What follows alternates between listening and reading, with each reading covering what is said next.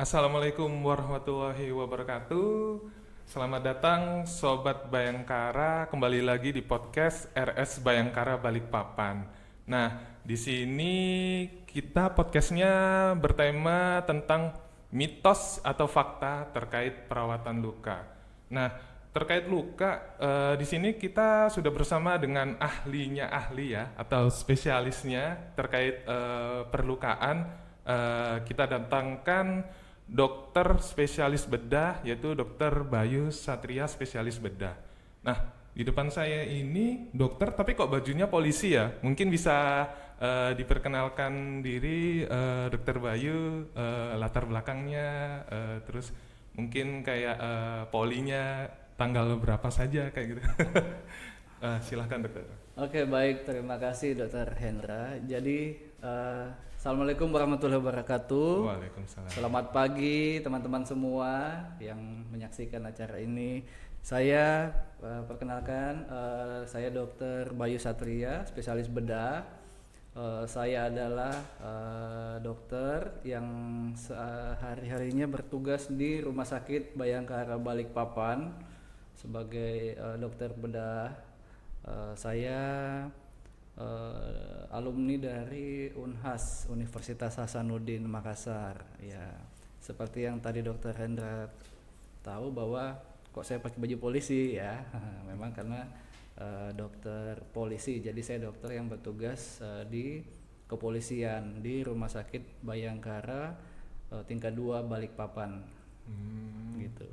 Oh, berarti kalau di RS Bayangkara yang ditangani polisi saja atau warga sipil juga, dokter? Oh, tidak, tentunya yang ditangani semua. Oh, semuanya. Semua lapisan masyarakat Balikpapan kita tangani tanpa ada pengecualian dan tidak ada perbedaan.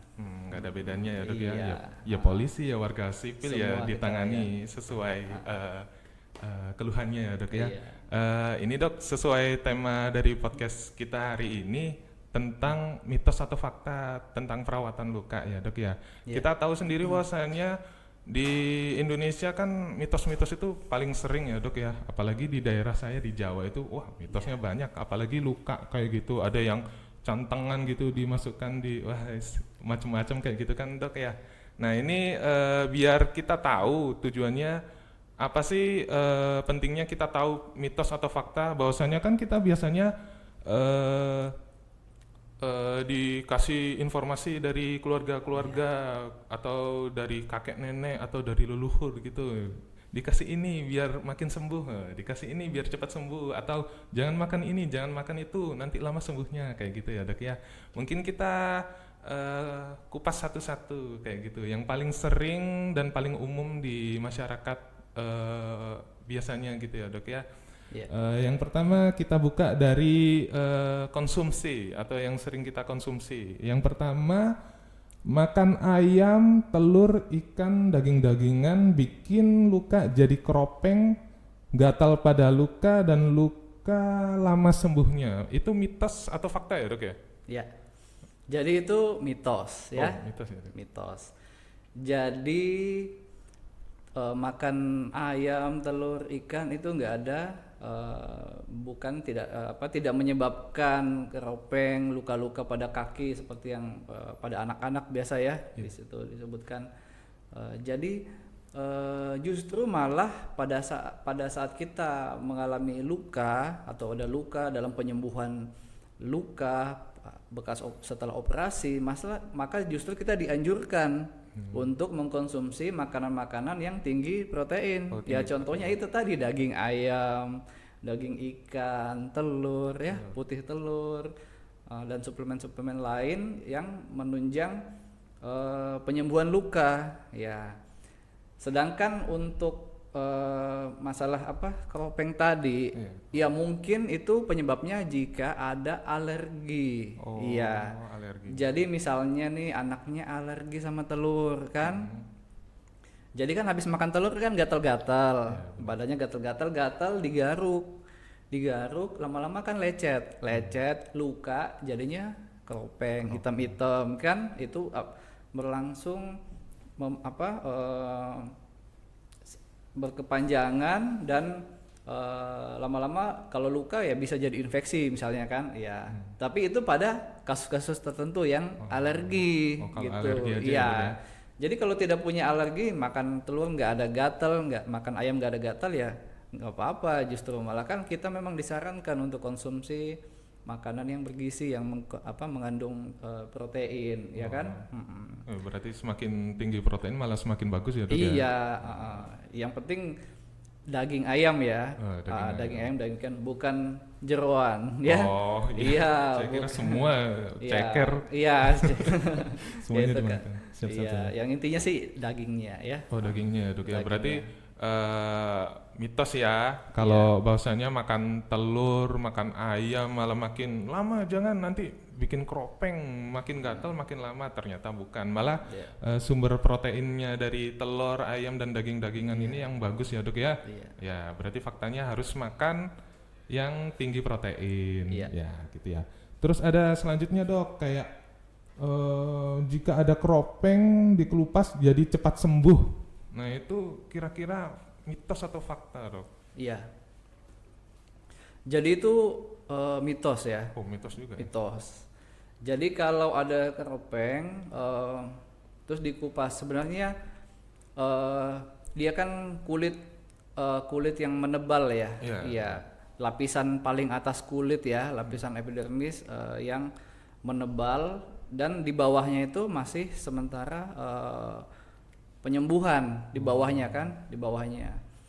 Nah, kalau kita kupas itu kan kita membuka pelindungnya kan, penutup luka di bawah yang masih dalam proses penyembuhan. Yang kedua adalah tangan kita, apakah yakin tangan kita bersih enggak? Kuku kita kan, kuku kita itu misalnya kotor, kita kupas-kupas malah menambah infeksi. Iya, jadi kalau mau sebaiknya dibersihkan dengan secara seperti perawatan luka ya. Kayak keropeng ada luka itu dibersihkan dengan cairan yang steril ya, dengan sabun khusus pencuci luka, dengan kasa steril. Tapi jangan dikupas pakai kuku, pakai tangan kan, itu malah jadi udah terkelupas, di bawahnya infeksi, nanti infeksinya jadi keropeng lagi, jadi nggak bakalan sembuh-sembuh malah. Iya. Berarti harusnya nggak boleh dikupas ya, Dok? Iya. Harus tetap bentuknya kropeng. Iya. Gitu, Iya, kecuali memang keropengnya cukup tebal, kotor, ya paling dibersihkan tetapi dengan alat tenaga yang ahli, ya, dengan menggunakan alat-alat yang steril, dengan sesuai dengan prosedur yang sesuai untuk perawatan luka gitu. Oh iya, berarti nggak boleh ya, Sobat Bayangkara ini Iya. ada keropeng gara-gara jelek gitu, nggak Iya. boleh dikupas nih. Aduh, Iya. jelek-jelek, Iya. hapus. Nah, nggak boleh ya. Kalau misalnya terlalu besar berarti harus dibawa ke vaskes gitu ya, Dok, ya. Dibawa aja ke vaskes untuk perawatan luka. Perawatan luka, iya kan kadang kayak aduh ada keropeng nih jelek mau saya lepas aja, aduh gatal kayak gitu kan, Iya. nggak boleh ya, Dok, ya. Iya. Oke, berarti mitos ya, nggak boleh dikupas ya. Kalau dikupas malah makin nambah masalahnya kayak gitu Iya, ya, Dok, ya. makin nambah masalahnya. Siap. Terus selanjutnya ini ada lagi, Dok, luka meradang atau merah sebaiknya diberi kunyit. Wah, ini sering sekali, Dok. Jadi pas datang ke IGD habis luka-luka, ternyata wah kuning nih kulitnya nih, kenapa ini? Wah, ternyata habis dikasih kunyit. Nah, bilangnya ini kunyit bisa mempercepat penyembuhan atau enggak, kayak yang meradang ini jadi cepat tidak meradang. Ini mitos atau fakta, Dok? Ya, jadi kalau ya sebenarnya bukan cuma kunyit saja ya, Oh, banyak juga kan kadang-kadang tanaman-tanaman tradisional, obat-obat gitu, obat-obat tradisional yang dipakai untuk menutup luka, ya kan, untuk merawat luka. Sebenarnya mungkin pada tanaman tersebut mungkin ada zat-zat yang memang berguna untuk penyembuhan luka kan, ya. Sebagaimana kita ketahui juga sebenarnya kan obat-obatan yang kita gunakan itu awalnya dulu diambil dari tanaman juga, herbal juga, cuma diproses kan, udah diproses dalam bentuk yang bagus. Nah, sedangkan kalau kita sendiri yang proses, nggak ada yang jaminan bahwa yang kita proses itu bagus atau tidak gitu. Sedangkan kalau diproses di pabrik kan sudah ada jaminannya kan, dia akan steril. Nah, kalau kita pakai kunyit, kita nutupin luka, kunyitnya kita kita tumbuk ya, tumbuk ditempel di luka. Mungkin ada zatnya yang bagus, tapi mungkin lebih banyak nggak bagusnya. Kenapa? Karena tidak menjamin itu steril kunyitnya kan. Iya, pengolahan kita bagus enggak kunyitnya, apalagi kunyitnya masih ada tanah-tanahnya misalnya kan, atau cucinya nggak terlalu bersih, kupas ya kan. Iya, benar. Sudah itu kita tempel ke luka, justru malah membuat infeksi juga. Iya, berarti mungkin kalau bisa dipakai kalau kita berada di hutan belantara gitu ya Dok ya, baru kepepet nih nggak ada buat ngelapisi luka, terlalu infeksi nih, baru kalau mungkin kepepet ya Dok ya. Iya. Dan itu pun harus sampai bersih ya, kalau nggak bersih pun ya udah luka makin infeksi lagi kayak gitu ya Dok ya. Iya, yang penting itu proses pengolahannya sebelum kita tempel ke luka. Kalau kotor malah bikin infeksi malah. Iya. Berarti jangan pakai kunyit dulu ya, harusnya dibawa ke vaskes kayak gitu. Soalnya kan kita nggak hidup di hutan kan. Kecuali kita hidup di hutan, jatuh dari pesawat ya mungkin kita nggak punya alat untuk merawat luka. Tapi kita ada di pemukiman, di masyarakat pasti ada FKTP, akan ada vaskes ya kan. Lebih bagus kita ke situ untuk perawatan luka, atau minimal konsultasi ke tenaga kesehatan ya kan, benar, yang untuk perawatan lukanya. Gitu. Jadi jangan dikit-dikit luka beli bumbu lah, malah dibumbuin jadi salah. Iya. Oh, berarti ini dari tadi mitos terus ya Dok ya. Mungkin ada lagi nih Dok tentang luka terbuka atau yang berdarah-darah diberi kopi agar perdarahannya berhenti. Wah, ini sering juga Dok. Jadi habis kecelakaan lalu lintas gitu Dok. Terakhir itu saya dapatnya supir ya mungkin bawa kopi gitu ya Dok ya. Terus datang ke IGD, luka perdarahan, memang perdarahannya tertutup, tapi tertutup kopi kayak gitu ya Dok ya. Itu kira-kira mitos atau fakta ya Dok ya? Dikasih kopi malah bagus buat menghentikan perdarahan kayak gitu Dok. Mitos ya. Mitos lagi. Mitos terus ini Dok. Iya. Jadi ya mungkin hampir sama tadi ya. Yang pertama tidak steril kan. Tidak steril, dia tuh menambah zat bakteri atau kuman yang mengkontaminasi luka. Untuk mengatasi perdarahan kan banyak tekniknya ya yang kita bisa lakukan sebelum kita pakai kopi itu ya. Benar Dok. Yang paling gampang adalah bebat tekan ya kan. Jadi kalau kita misalnya ada perdarahan, darahnya ngalir kan, cari kasa steril misalnya kalau ada kan, atau paling tidak kain yang bersih. Ya. Itu kita tekan saja. Jadi kita tekan pada sisi luka itu, kita tekan beberapa menit ya, bisa 15 menit tergantung lukanya juga ya. Semakin besar lukanya mungkin cukup lama menekannya. Dan di situ kan kalau pas pada tubuh kita itu tidak ada kelainan, misalnya gangguan pembekuan darah, itu kan sel-sel darah kita mengandung unsur-unsur pembekuan, ada trombosit, dan sebagainya yang dia akan langsung bereaksi begitu ada luka terekspos dengan udara, darah itu akan mulai proses pembekuan darah. Nah, kita tinggal membantu saja dengan menekannya. Lama-lama dia akan berhenti sendiri pendarahannya. Nah, misalnya dengan penekanan tidak cukup, kok masih ngalir misalnya kan, masih cukup. Nah, bisa dengan ditinggikan. Ya, jadi udah ditekan, misalnya nih tangannya luka di sini kan ditekan, terus ditinggikan. Gitu. Jadi diangkat lebih tinggi dari jantung. Ya kan? Ya, sesuai hukum fisika lah ya. Iya. Jadi kan tekanan itu tekanan hidrostatik ya Bahas pada fisika. darah, iya kan. Nah, jadi kan bila kita tinggikan tekanannya akan menurun kan, Iya, ya benar. jadi pendarahannya juga akan bisa bisa dikendalikan, Oh, ya. siap.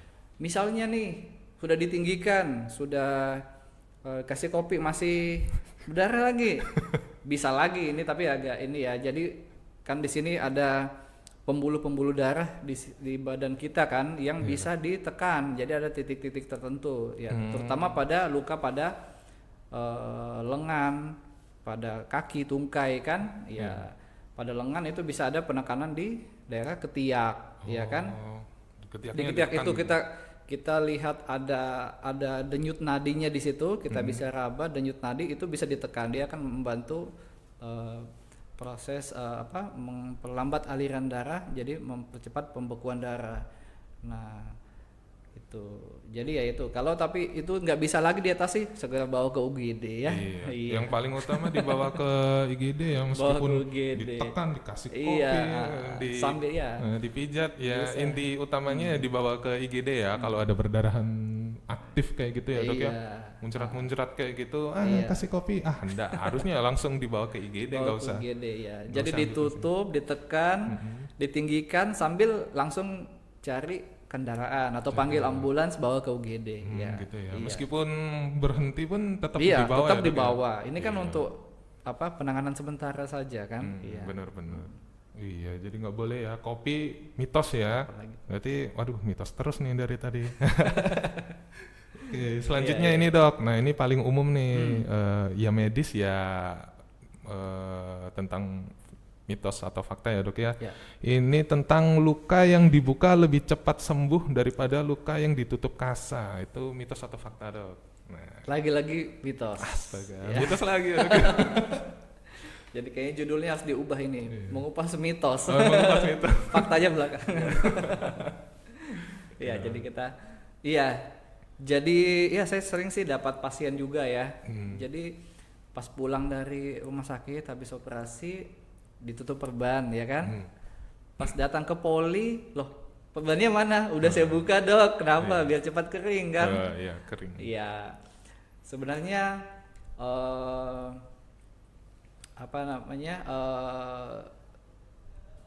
untuk penyembuhan luka itu ya, penyembuhan luka itu sebenarnya paling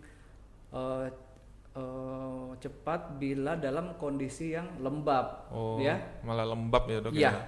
Jadi luka terutama bila sudah tidak infeksi ya, itu dia paling bagus dalam kondisi lembab. Jadi pada saat kondisi lembab, proliferasi pembelahan sel-sel kulit untuk mulai menutup luka itu, nah itu dia akan lebih mudah, lebih bagus, lebih cepat dibandingkan dalam kondisi yang kering, ya kan. Makanya dengan kita membuka perban, yang pertama pasti bikin selalu infeksi, ya kan? Infeksi. Karena luka kita buka kena debu, ya kan? Kena debu, kena nggak sengaja kesenggol, misalnya kena pakaian kita, kesentuh, kena meja, semuanya membawa kuman akan bikin infeksi. Benar. Yang kedua, membuat kering. Jadi penyembuhannya malah lebih lambat. Iya. Memang kan lebih kering, kelihatannya di luarnya kering ya. Ya, jadi kan mungkin ada bekuan-bekuan darah ya, misalnya kan bekuan-bekuan di atasnya kering, tapi di bawahnya malah penyembuhannya lambat. Iya.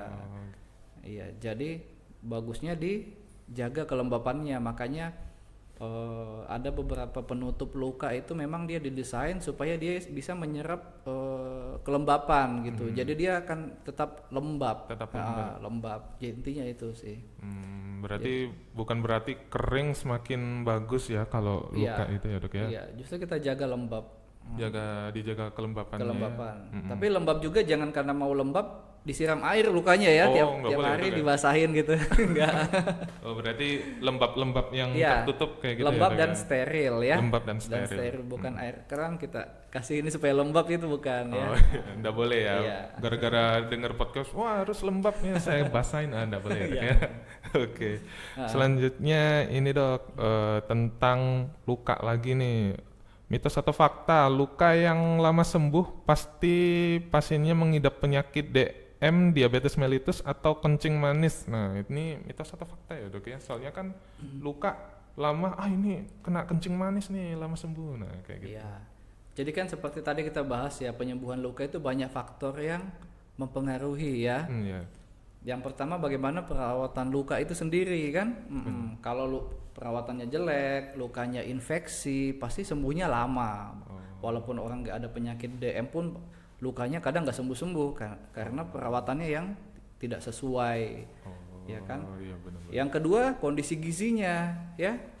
Kadang-kadang gizinya nggak bagus gitu, makanannya malas makan, apalagi anak-anak misalnya kan, kondisi gizinya jelek ya, makanannya nggak sehat, itu juga tubuhnya mau menyembuhkan luka nggak punya sumber protein kan, untuk menutup lukanya gitu, jadi lambat. Nah, yang ketiga baru mungkin ada kemungkinan ada penyakit-penyakit lain ya kan, salah satunya mungkin bisa DM ya, atau kencing manis itu kencing ya, manis itu pun untuk konfirmasinya harus ke pelayanan kesehatan ya, mengecek gula darah ya kan. Dan ada gejala-gejala lain yang menyertai, biasanya DM itu kan ada banyak gejala-gejala yang tapi nanti bisa didiskusikan dengan dokter di tempat pelayanan kesehatannya benar, gitu benar. ya. Berarti emang nggak mesti ini ya, Dok, ya, nggak mesti gara-gara kencing manis ya, Dok, ya. Bisa karena wah ini kebersihannya nggak sip nih, nggak Ya. oke nih, atau enggak makannya gimana ini, nah, kayak gitu. Kayak yang kita bahas di awal, kurang makan ayam kah, kurang makan telur. ayam. Atau udah dikasih macam-macam, dikasih daun-daun apa gitu. Daun-daunnya udah kotor lagi kan, ditempel-tempel, dikasih oles apa yang tidak steril ya. Makin lama ya, Dok, Makin ya. lama penyembuhannya. Siap. Nah, ini ada ini, Dok, tentang luka bakar nih sekarang. Oke. Habis luka-luka biasa, ini luka bakar nih. Biasanya kan yang kena knalpot, kena minyak panas atau kena api secara langsung gitu ya, Dok, ya. Iya. Yang pertama ini luka bakar sebaiknya diberi pasta gigi, oli atau tepung. Nah, ini mitos. Ini kayaknya mitos, Dok. Udah pasti nih. Ya ini mitos ya, Dok, ya. Ya, dikasih oli, pasta gigi, tepung. Kadang ada juga dikasih minyak goreng, udah itu kasih tepung ya. Wah, iya. Jadi crispy. Canda. Udah ya, Dok, ya. Ya. Jadi sebenarnya nah ini banyak sering ditemukan juga seperti itu ya. Oh, banyak gitu. Iya, dan justru itu akan memperparah lukanya. Kenapa? Karena pada luka bakar itu kan terkena panas ya.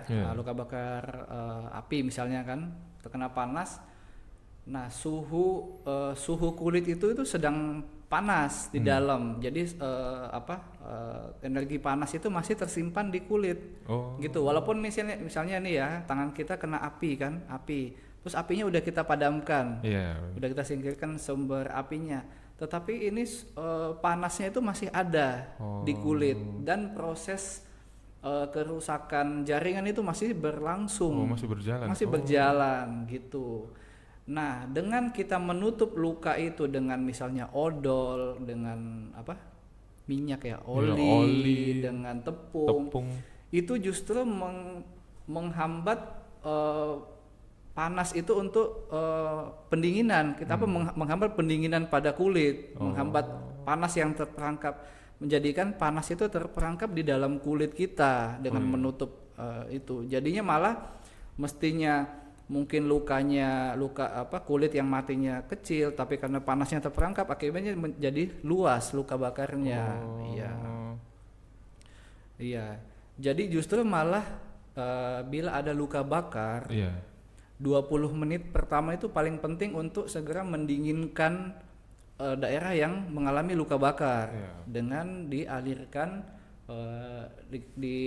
ditaruh di bawah air yang mengalir Oh, selama 20 menit. Ya, air biasa gitu, air keran misalnya kan. Nggak apa-apa dialirin aja situ 20 menit. 20 menit gitu. Ya, nggak apa-apa biaya PDAM agak meningkat dikit ya. Yang penting kulitnya sehat kan. Iya, Iya. benar-benar. Oh, berarti Iya. langsung kena panas nih langsung alirin Iya, aja. alirin aja gitu. Iya, dialirin aja gini. 20 menit bisa. 20 menit. Iya. Tapi jangan juga direndam air es misalnya kan. Jangan. Jadi pendinginnya steady gitu. Jadi jangan langsung ekstrim dingin kan, kasih es batu, jangan juga. Oh, malah enggak boleh ya, Dok Iya, ya? jangan. Oh, soalnya kan dikasih yang sensasi dingin biar nyaman Iya, gitu ya, Dok ya. jadi cuma sensasinya aja Iya, kan. tapi proses panasnya masih berlanjut. Masih ya? berlangsung, malah justru memperberat lukanya nanti, outcome-nya nanti. Itu airnya boleh air keran kah atau harus air aqua atau aqua? Boleh apa aja yang ada di situ kan. Oh, yang ada ya. Misalnya yang ada di situ air aqua, ya udahlah aqua. Aqua Ini gitu. nggak sebut merek Oh, ya. air mineral. Mineral Air salah. mineral ya. Iya, iya benar. Soalnya kan ya kita tahu sendiri Balikpapan Iya. kan agak susah ya. Iya. Kayak gitu ya, Dok. Oke, selanjutnya terakhir nih, Dok, Iya. mitos atau fakta tentang luka lepuh nih, Dok. Biasanya kan Oke. kalau luka lepuh itu kan ada yang muncul bula, kalau bahasa medisnya bula, kalau bahasa umumnya itu lepuh atau pelentingan kayak gitu, Iya. Dok. Nah, jika dipecahkan akan lebih cepat sembuh kayak gitu. Soalnya kan kalau melepuh gitu kan juga lama juga ya, Dok ya. Itu kira-kira mitos atau fakta, Dok? Ya, jadi itu ada kondisi tertentu di mana itu bisa dipecahkan, ada juga kondisi yang nggak perlu dipecahkan. Oh, iya. Ya, misalnya tapi itu nanti dokternya yang menilai kan. Ya, jadi kalau kita sendiri dapat bula misalnya kan, kita belum ketemu dokter dan misalnya ada muncul kena luka panas terus muncul seperti itu bula, itu jangan dipecahkan. Ya, kenapa? Karena di dalamnya ada cairannya itu masih steril, ya kan? Dan kulit di dalam bula itu kulitnya itu masih kita justru dengan memecahkan bula malah merusak pelindungnya. Iya. Jadi kita pecahkan, kulit di bawahnya masih rusak, bisa kena debu, kuman, bisa infeksi. Oh, Jadi kalau bulanya masih utuh ya jangan dulu pecahkan. Kecuali nanti udah dibawa ke dokter, menurut dokter ini kayaknya bulanya ada infeksi atau apa, nanti dokternya yang pecahkan. Dan gitu setelah dipecahkan biasanya ditutup, ya. iya, dirawat lukanya, bukan dipecahkan udah itu dibiarin aja gitu ya. Nah, Iya, berarti Iya. tidak boleh ya buat dipecahkan iya, si jangan pecahkan sendiri. si bulanya. Oke, Dok. Ini sudah saya kumpulkan mitos atau faktanya Ya. sih, Dok. Jadi ya kalau dari saya cukup, Dok. Tapi ya karena kan kita juga live Instagram, Dok. Oke. Jadi kita sekalian interaksi dengan sahabat Bayangkara ya, Dok ya. Ya. Ini ada pertanyaan dari wah, ini ada pertanyaan dari Yuli Hartati 68. Nah, ini pertanyaannya gini, Dok. Sebelumnya saya pernah mendengar tentang kompartemen sindrom. Maksudnya apa ya, Dok? Apakah sangat berbahaya? Nah, Ya. bisa dijawab, Dok. Oke, jadi kompartemen sindrom itu adalah kondisi di mana biasanya terjadi di ekstremitas ya, di tungkai, di lengan atau di kaki, di paha, betis, lengan. Jadi kondisi di mana terjadi pembengkakan ya, pembengkakan pada jaringan misalnya di lengan gitu kan, sampai dia menekan pembuluh darah yang lewat. Iya, jadi ada pembuluh darah yang lewat di situ karena bengkak daerah sini, dia ketekan, akibatnya aliran darah itu nggak bisa sampai ke ujung. Iya, ke jari-jarinya itu nggak bisa sampai, dan itu adalah kondisi yang cukup perlu penanganan segera ya. Kalau tidak nanti akan bisa menyebabkan ujung-ujung tangan atau kaki, ujung jari itu bisa kekurangan oksigen dan bisa sampai kematian jaringan ya kan. Berarti bahaya ya, Dok? Iya, cukup bahaya. Penyebabnya sih kompartemen sindrom itu paling biasa terjadi paling sering ya kalau pada luka itu pada luka bakar listrik ya. Luka bakar listrik. Iya, ya, Dok, ya? luka bakar listrik itu sering terjadi compartment syndrome. Jadi misalnya tangan kita kesetrum terus dialiri oleh listrik ya, Iya. listrik, kemudian listriknya sampai ke kaki, ke lantai misalnya kan. Nah, daerah yang dilewati listrik itu akan mengalami peradangan, Iya. inflamasi. Beda kalau luka bakar biasa. Luka bakar itu kan dari luar ke dalam ya. Iya, Jadi benar. kulitnya dulu kena, baru Ke jaringan dagingnya, lebih. ya ototnya di dalam. Kalau luka bakar listrik kebalikannya. Oh, kebalikannya. ya, Jadi Dok, ya? yang kena dulu di dalamnya, ya kan? Ya, jadi listriknya mengalir melewati jaringan-jaringan otot. Nah, jaringan yang dilewati listrik itu akan mengalami peradangan karena panas, inflamasi, bengkak. Sedangkan kulitnya masih utuh misalnya kan? Iya, benar. Kulitnya utuh, di dalamnya bengkak. Akibatnya pembuluh darah yang lewat di tengah-tengah itu terjepit. Ya, jadi aliran darah nggak bisa lewat sampai ke ujung-ujung jari tangan misalnya. Siap. Oh, berarti kalau habis kena setrum nih ya, Dok ya, Iya, terus ada bengkak, wah itu harus segera ke Iya. vaskes ya, Dok ya, Iya. seenggaknya terus mungkin dilakukan rujuk gitu ya, Dok Iya. ya, biar diperiksa lebih dalam lebih lagi ya, dalam, Dok. iya. Oke, Dok. Selanjutnya ada pertanyaan lagi nih, Dok, dari Deva Indira, Dok. Izin bertanya, apakah betadine bisa diberikan untuk semua jenis luka, Dok? Dan apakah luka lecet sebaiknya ditutup atau bisa dibiarkan terbuka? Nah, ini, Dok, betadine atau antiseptik ya? Iya. Jadi betadine memang fungsinya memang biasa kita gunakan untuk apa namanya desinfeksi ya, Ya. desinfeksi pada luka pada saat lapangan operasi juga biasa kita desinfeksi pakai bukan betadine ya, itu disebut merek lagi ya. Iodine. Iya, iodine ya, Ya, povidone iodine Iya. ya. Povidone iodine. Nah, dia itu memang fungsinya kan untuk mematikan kuman-kuman ya, bakteri di sekitar luka ya. Pada perawatan luka pertama bisa dikasih betadine. Misalnya kita habis jatuh kan, Iya. habis jatuh, misalnya lututnya lecet, nah kan itu kita bersihin ya, kita bersihkan dulu pakai air sabun kan, air Iya. sabun. Kemudian setelah itu kita kasih betadine lagi kan, kasih betadine, sudah itu povidone iodine ya, memang kebiasaan. Iya, enggak apa-apa. Povidone iodine, kemudian setelah itu dicuci lagi terus ditutup dengan pembalut yang lembab kan. Benar. Nah, tapi setelah itu untuk misalnya ganti-ganti perban ya, penggantian perban selanjutnya itu tidak perlu lagi dikasih betadine. Oh, enggak perlu ya, Dok ya? Maaf, betadine lagi ya. Povidone iodine. Kenapa? Karena justru akan menghambat penyembuhan menghambat penyembuhan lukanya malah. Iya. Malah menghambat ya, Dok ya? Iya, karena dia bisa juga mematikan sel-sel kulit baru yang tumbuh. Oh. Ya, Berarti enggak semua luka setiap dirawat dikasih dikasih betadine. betadine jangan. Enggak boleh ya. Jadi pada saat awal aja, pertama kali. Pertama Untuk kali. yang kedua, ketiga dan selanjutnya Enggak perlu ya, lagi Dok ya. dikasih. Oh, berarti penanganan pertama Iya. baru dikasih betadine boleh, tapi selanjutnya jangan ya. Iya. Kayak gitu ya, Dok. Oke, ada pertanyaan lagi, Dok. Ih, banyak juga ini. Dokter, selamat pagi. Izin bertanya, bagaimana cara perawatan luka pos operasi agar tidak menimbulkan keloid dari Umi Nediah, NDYA. Oke. Kayak gitu, Dok. Iya. Iya, jadi untuk keloid ya. Kalau pasti semua luka yang penyembuhan luka akan meninggalkan bekas ya. Ya, bekas. Keloid itu adalah bekas luka yang menonjol, dan melebihi batas luka. Ya, misalnya batas lukanya 0,5, keloidnya 1 cm. Oh, iya. Jadi dia lebih gede dari Luka. lukanya itu sendiri gitu. Itu yang dibilang keloid.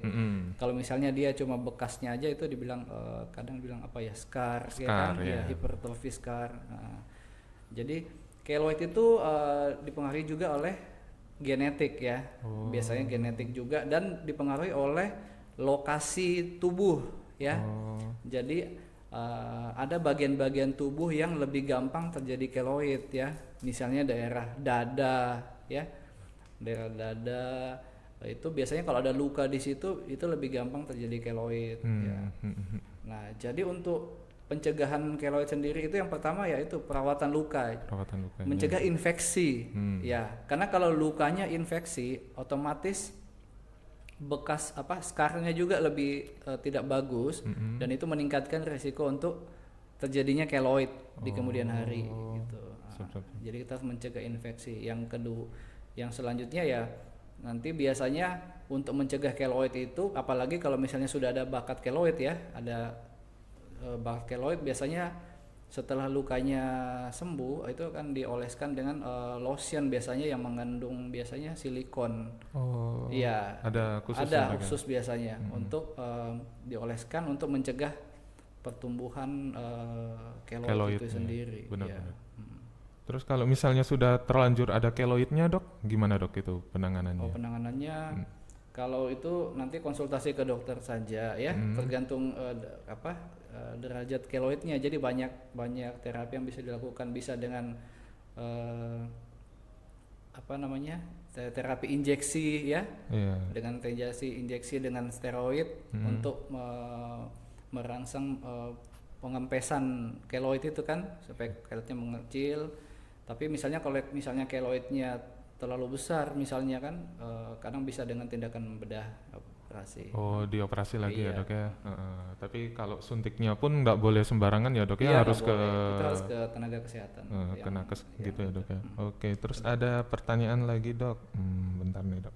Dari M Adiput 93. Wah, angka belakang nih mungkin tahun lahirnya ya dok ya. Dok, izin bertanya, untuk mempercepat penyembuhan luka, apakah perlu minum antibiotik atau menaburkan serbuk antibiotik ke bagian luka tersebut? Terima kasih. Waduh, ekstrim ya dok ya dikasih taburan antibiotik ini. Gimana itu dok? Ya itu semua sekali lagi kembali ke kondisi lukanya ya. Kondisi lukanya. Ada kondisi-kondisi tertentu di mana kadang antibiotik itu tidak dibutuhkan. Misalnya pada bekas luka operasi yang bersih ya. Iya, jadi sterilisasinya bagus, desinfeksinya bagus, operasinya bersih, penutupannya bagus. Kadang tanpa antibiotik pun itu penyembuhannya bisa masih tetap bagus gitu. Tapi begitu ada risiko untuk infeksi ya kan, misalnya nih pada luka operasi misalnya apendisitis akut ya, ya kan itu sudah mulai ada kadang ada kebocoran usus buntu kan, misalnya itu risiko infeksinya tinggi itu. Ya pasti itu pada saat setelah operasi pasti dikasih antibiotik ya, karena ada risiko tinggi untuk infeksi. Iya, berarti enggak selalu dikasih antibiotik pasti cepat sembuh ya dok ya? Iya. Berarti berarti yang ditabur ini gimana dok? Kan ada tuh dulu itu pas saya kecil dikasih super tetrasiklin kayak gitu ditabur gitu. Bener enggak dok? Sebenarnya itu ya masih ada yang menganut ya seperti itu, ada juga yang tidak ya. Jadi ya sepanjang tidak merugikan tidak apa-apa ya kan. Artinya ini kita dengan menabur antibiotik ke luka tidak juga memperberat infeksinya kan. Tapi untuk efektivitasnya itu relatif gitu. Iya, tergantung seberapa banyak yang kita tabur ya kan. Kemudian jenis lukanya, kalau lukanya misalnya nanahnya banyak misalnya, banyak drainasenya, mungkin begitu kita tabur juga nggak kena ke infeksinya misalnya. Ya mungkin harus kita bersihkan dulu ya kan. Ditabur ya sebenarnya nggak dilarang juga sih. Tapi sebaik-baiknya ya dibawa ke vaskes ya dok ya. Pasti dibawa ke vaskes. Biar tahu ini penanganan yang tepat gimana. Baru kalau kita di hutan, kalau di hutan lagi terus adanya super tetra udah diminum nggak membaik, langsung aja di lukanya gitu ya dok ya. Itu pun kalau kondisi tertentu saja ya dok ya baru dikasih ya dok ya. Oh ini terakhir dok. Oh, ini tentang penyakit dalam sih, Dok. Ini dari Putri Ismi 16, Dok. Cara pencegahan penyakit DM gimana ya? Oh, kan habis bahas tentang Oh, kencing manis gitu ya, Dok. Ya, iya. mungkin ya sekilas mungkin sebatasnya tahu dokter aja. Iya, jadi ya, ya mungkin ini sebagai dokter aja ya, Iya, ya sebagai dokter. secara umum. Tapi nanti untuk apa lebih lengkapnya itu bisa ke dokter penyakit dalam ya.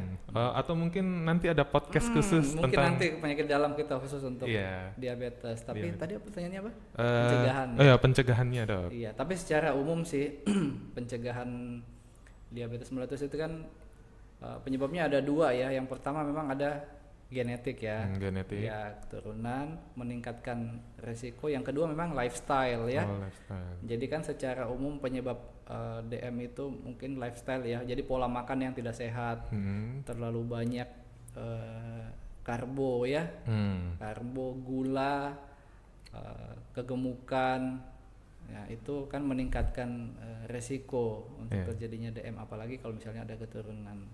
Oh, berarti Jadi paling yang bisa diubah sih lifestyle aja ya. lifestyle-nya ya, Dok, Iya, ya, kalau kayak keturunan kita nggak bisa ubah kan. iya, benar. Nah, Berarti yang bisa kita cegah mungkin dari yang kayak lifestyle-nya, pola makannya diatur. iya. Mungkin sambil rutin cek gula darah gitu ya, Dok, Bisa ya. olahraga juga Olahraga. penting ya. Mm-mm. Olahraga teratur, menjaga berat badan ya kan. Makanannya karbohidrat ya, gulanya dibatasi ya. Oh, siap-siap. Iya. Oh, berarti biar misal ada luka terus ada riwayat kencing manis gitu, mungkin makanan yang terlalu manis juga dikurangi ya, Dok, ya. Iya, pastinya. Pastinya ya. Oke. Mungkin ini sudah semua dari mitos fakta yang saya kumpulkan sama pertanyaan dari Sobat Bayangkara, Dok. Mungkin ada pesan, Dok, biar pasien atau orang yang ada luka gitu sebaiknya diapain sebelum kita tutup podcast ini, Dok? Oh iya. Ya, jadi sebenarnya pesan saya itu untuk penyembuhan luka itu yang penting disiplin ya. Oh, disiplin. Disiplin, ya. Jadi yang penting kita sudah konsultasi ke dokter misalnya kan, diapain nih. Nah, kita itu disiplin untuk mengikuti SOP atau prosedur perawatan luka yang udah disampaikan gitu kan. Jadi misalnya memang lukanya harus tiap hari diganti perbannya, tiap hari diganti ya kan. Iya. Gitu, Dok. Jadi intinya sih disiplin perawatan luka, disiplin, iya. Siap. Nggak hanya polisi saja ya, pasien juga harus disiplin ya, Dok, Iya, ya. iya. Nah, Ya, dalam hal obatnya juga kan, dalam hal perawatan luka itu disiplin.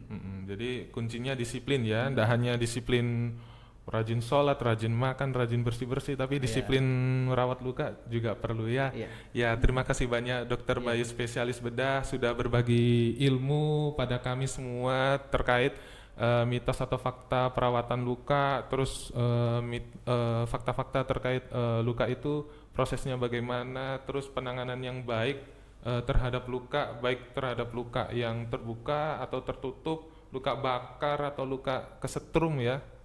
Jadi mungkin sekian dari kami, kurang lebihnya mohon maaf. Terima kasih banyak untuk Dokter Bayu spesialis bedah. Sekian dari podcast ini, kita tutup. Sekian, wassalamualaikum warahmatullahi wabarakatuh. Waalaikumsalam warahmatullahi wabarakatuh. Terima kasih, Dok.